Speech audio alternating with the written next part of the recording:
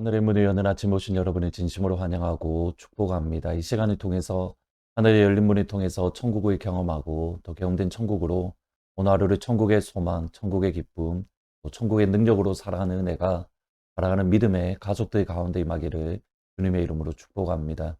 오늘은 사사기 17장 10절부터 13절까지 읽어드리겠습니다. 미가가 그에게 이르되 내가 나와 함께 거주하며 나를 위하여 아버지와 제사장이 되라. 내가 해마다 은 10과 의복 한 벌과 먹을 것을 주리라 하므로 그 레위인이 들어갔더라. 그 레위인이 그 사람과 함께 거주하기를 만족하게 생각했으니 이는 그 청년이 미가의 아들 중 하나같이 됨이라. 미가가 그 레위인을 거룩하게 구별하며 그 청년이 미가의 제사장이 되어 그 집에 있었더라. 이에 미가가 이르되 레위인이 내 제사장이 되었으니 이제 여호와께서 내게 복 주실 줄을 아노라 하니라. 뉴욕에서 목회하시는 김정훈 목사님의 칼럼을 읽었습니다. 그 칼럼 가운데에 로버트 블라이가 쓴 어른은 없고 아이들끼리 다투는 사회, 이 책을 인용을 하십니다. 로버트 블라이는 이 시대 사람들이 곁눈질하는 데는 익숙한데 자기 눈높이 이상의 것을 보지 않는 세대다. 곁눈질하는 데는 익숙하지만 눈높이 이상의 것을 보지 않는다. 그러면서 진정한 어른은 위를 볼 수 있는 사람이다 라고 정의를 합니다. 위를 볼 수 있다, 곧 방향을 제시하는 사람이 다름 아닌 어른입니다. 이런 관점에서 사사시대에는 어른이 없던 시대, 아버지가 없던 시대라고 표현할 수 있습니다. 사사기 16장까지 기드온, 입다, 삼손 같은 사사 한 명 한 명에 대한 기록이 마무리되어지고 이제 17장부터 21장까지는 그렇다면 사사시대는 어떤 시대인가 그 마지막 결론을 이야기합니다. 두 가지 사건을 이야기하는데 오늘 본문의 말씀은 그 첫 번째 사건으로 에브라임 산지에 있던 미가와 또 그와 함께 했던 제사장에 대한 말씀입니다. 먼저 미가라는 사람과 그의 어머니의 대화를 보실 필요가 있습니다. 미가가 그의 어머니의 재산 가운데에 은 1100개를 몰래 훔쳤습니다. 그 은 1100개다라는 것은 블레셋 사람 한 명이 드릴라에게 삼손을 잡으면 주겠다라고 약속했던 엄청난 돈의 양과 일치하는 금액입니다. 그 어머니의 많은 돈을 미가가 훔쳤습니다. 이 사실을 전혀 알지 못했던 어머니는 미가가 보는 앞에서 내 돈을 훔쳐간 사람 하나님이 저주하실 거야, 하나님이 심판하실 거야, 온갖 저주의 말을 모두 쏟아 부었습니다. 이 저주의 말을 들었던 미가가 덜컥 겁이 나고 무서웠던 겁니다. 진짜 어머니의 저주대로 임하면 어떻게 하지? 어머니가 했던 그 저주 심판이 나에게 내려지면 어떻게 하지? 그리고 어머니에게 가서 그 어머니의 돈을 내가 훔쳤다라고 고백을 하는데, 그리고 어머니의 반응, 그리고 아들과 어머니의 반응을 한번 보실 필요가 있습니다. 2절입니다. 그의 어머니에게 이르되 어머니께서 은 1100개를 잃어버리셨으므로 저주하시고 내 귀에도 말씀하셨더니 보소서 그 은이 내게 있나이다. 내가 그 은을 가져갔나이다 하니 그의 어머니가 이르되 내 아들이 여호와께 복받기를 원한다. 두 가지를 보셔야 됩니다. 우선 미가는 어머니의 것을 훔쳤다라는 것에 대해서 어머니 내가 잘못했습니다. 내가 큰 실수, 큰 죄를 지었습니다. 라고 어머니 앞에 회개하지 않습니다. 그냥 이렇게 말합니다. 어머니께서 은 1100개를 잃었습니다. 내가 그것을 훔쳤다가 아니라 어머니께서 잃으셨습니다. 그리고 회개하지 않는 모습. 정확하게 이스라엘 백성들의 모습과 일치합니다. 하나님 앞에 큰 죄를 짓고 하나님을 버렸음에도 불구하고 하나님을 향하여 회개하지 않던 세대, 자신들에게 임할 하나님의 심판, 자신들에게 임할 하나님의 저주가 무서워서 어쩔 수 없이 하나님 앞에 나아가 부르짖기는 하지만 그러나 하나님 내가 잘못했습니다. 하나님 내가 하나님 앞에 큰 죄를 지었습니다. 회개하지 않던 세대에 나아가서 무엇을 잘못했는가 그것조차 알지 못하고 인정하지 못하던 세대. 미가 이런 반응에 대해서 어머니의 반응 역시도 그 주위에서 보실 필요가 있습니다. 그의 어머니가 이르되 내 아들이 여호와께 복받기를 원하노라. 여러분 어머니의 반응 역시도 사실은 정상적이지 않습니다. 어머니의 것이긴 하지만 어머니의 것을 큰 돈을 훔쳤습니다. 그러면 그 훔친 것에 대해서 아들을 책망하고 징계하는 것이 정상적입니다. 그런데 책망과 징계는 전혀 없고 내 아들이 하나님께 복받기를 원하노라. 오히려 그 아들을 축복하고 있습니다. 책망이 필요한 미가를 향하여 하나님의 이름으로 축복한다. 그러면 미가가 생각하는 하나님, 또 그의 어머니가 생각하는 하나님은 어떤 하나님입니까? 나에게 피해를 입히는 사람에게 저주하시는 하나님, 나와 친한 사람에게는 아무리 잘못했더라도 복을 주시는 하나님, 정확하게 내가 이용할 수 있는 하나님.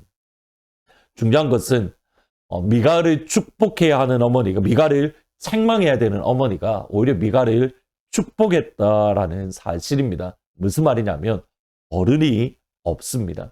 미가를 향하여 무엇이 바른 것인가, 무엇이 하나님이 기뻐하시는 것인가, 어떻게 해야 하나님을 행복하게, 하나님을 미소짓게 할 수 있는 것인가, 여기에 대해서 가르쳐 주지 못하고 있습니다. 오히려 잘못한 것에 대해서 잘못했다라고 말할 수 없는 세대.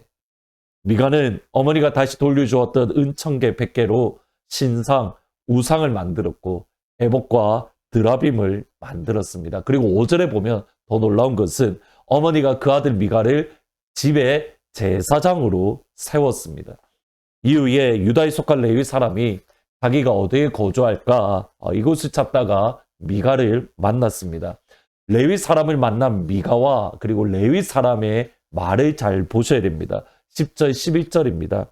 미가가 그에게 이르되 내가 나와 함께 거주하며 나를 위하여 아버지와 제사장이 되라. 내가 해마다 은열과 의복 한 벌과 먹을 것을 주리라 하므로 그 레위인이 들어갔더라.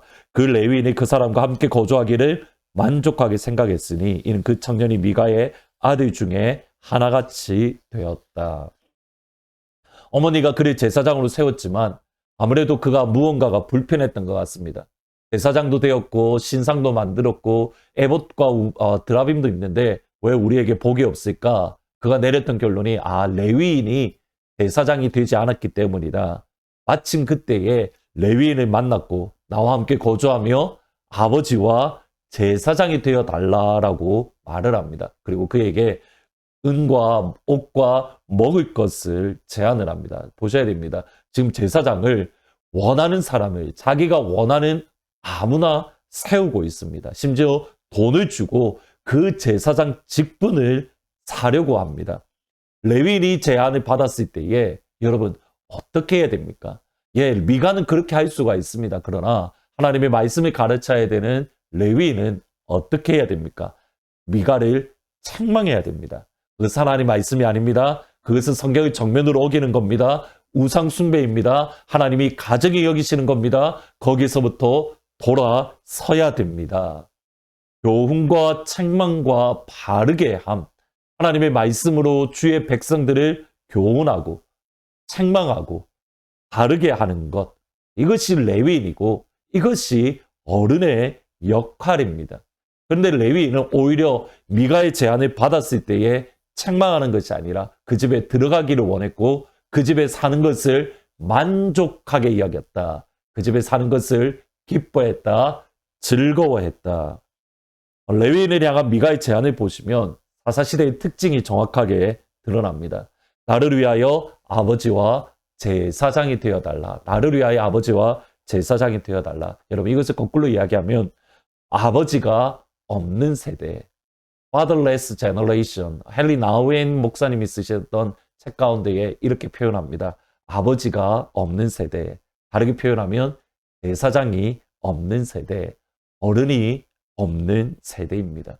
하나님과의 바른 관계 속에서 하나님의 말씀을 깊이 묵상하고 그 묵상의 말씀을 신실하고 바르게 전파할 영적인 어른이 없는 세대, 믿음의 어른이 없는 세대, 신앙의 어른이 없는 세대, 그 말씀을 가지고 책망하고 바르게 하고 교훈할 수 있는 어른이 없는 세대, 그 믿음의 어른이 없으니 사람이 각기 소견에 옳은 대로 행하였더라. 이세 사역자들이 쓰는 아티클들을 종종 있습니다. 신문을 보면 여러 가지 기독 신문을 하나 보면서 이세 목사님들이 쓰신 그런 영화 아티클을 많이 보는데 그 가운데서 한인 이민의 역사가 이제는 꽤 오래되었는데 왜 여전히 이세 교회들은 이렇게 연약할까? 이세 교회들이 든든하게 세워지지 않는 이유가 무엇일까? 사실 이세 사역자들이 많이 고민하는 것 중에 하나입니다. 근데 그 가운데서 한 이세 사역자가 왜 이세 교회가 이렇게 든든하지 못하고 왜 이렇게 건강하게 세워지지 못할까? 진단하는 것 가운데에 한 표현이 이거였습니다. 이 세대 가운데에, 그러니까 우리의 자녀들 가운데에 믿음의 모델이 없다라는 겁니다. 그들이 존경할 수 있고 그들이 인정할 수 있는 신앙의 모델, 무엇을 어떻게 해야 될지 알지 못할 때에 그들이 찾아가서 조언을 구할 수 있는 믿음의 멘토가 없기 때문에 여전히 아직 연약하고 그리고 아직까지 어려움 가운데 있다. 이세 사역자 목사님이 쓰신 진단입니다. 짧은 목회의 경험을 볼 때에 어느 정도 사실입니다. 믿음의 모델이 없습니다. 그러니 모두가 자기가 옳다라고 생각하는 생활, 모두가 자기 눈에 좋게 여기는 것을 하는 세대, 그것이 단순히 우리의 자녀들뿐만 아니라 사실은 우리의 모습 속에서도 드러나는 겁니다. 우리 교회에 진정한 어른들이 많이 일어날 수 있기를 주님의 이름으로 축복합니다. 하나님의 말씀을 깊이 알고 하나님과 친밀한 교제를 날마다 가지며 하나님의 마음을 깊이 알고 그 아버지의 마음을 가르쳐 줄 수 있고 선포할 수 있는 믿음의 어른, 신앙의 어른, 우리의 자녀들에게 모델이 되어줄 수 있는, 그래서 그 자녀들에게 바르게 함과 책망과 교훈을 줄 수 있는 신앙의 어른, 그 어른이 필요한 세대입니다. 말씀 생각하면서 579장 어머니의 넓은 사랑 같이 찬양하십니다. 어머니의 넓은 사랑 귀하고도 귀하다. 그 사랑이 언제든지 나를 감싸줍니다. 내가 울 때 어머니는 주께 기도드리고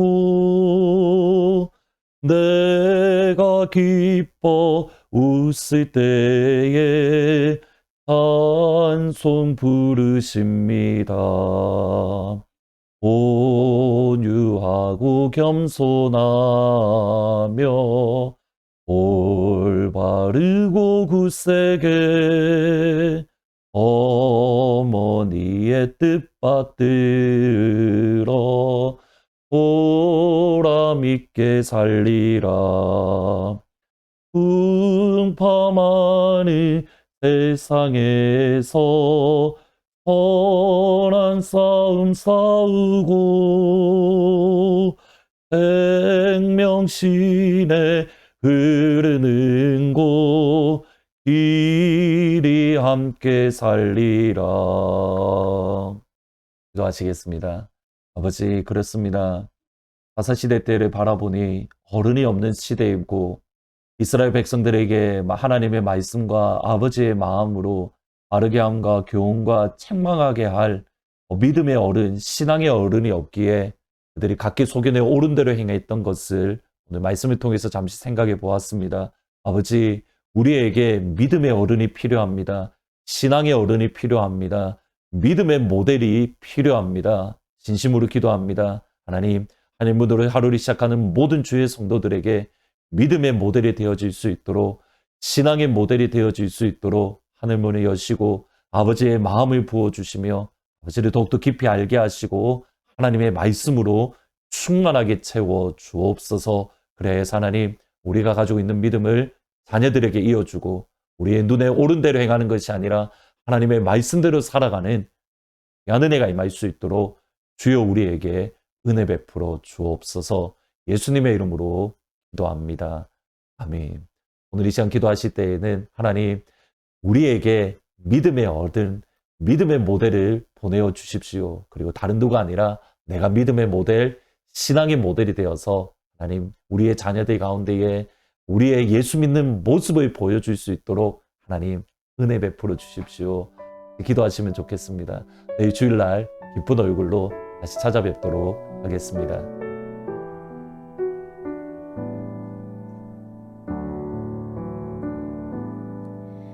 내가 지금까지 지내온 것은 주의 은혜라 주의 은혜라 지금까지 지내온 것은 내가 하나님의 자녀 된 것은 주의 은혜라 주의 은혜라 하나님의 자녀 된 것은 주의 은혜라 주의 은혜라 지금까지 지내온 것은 주의 은혜라 주의 은혜라 하나님의 자녀 된 것은 내가 이 자리에 서 있는 것은 주의 은혜라 주의 은혜라 이 자리에 서 있는 것은 주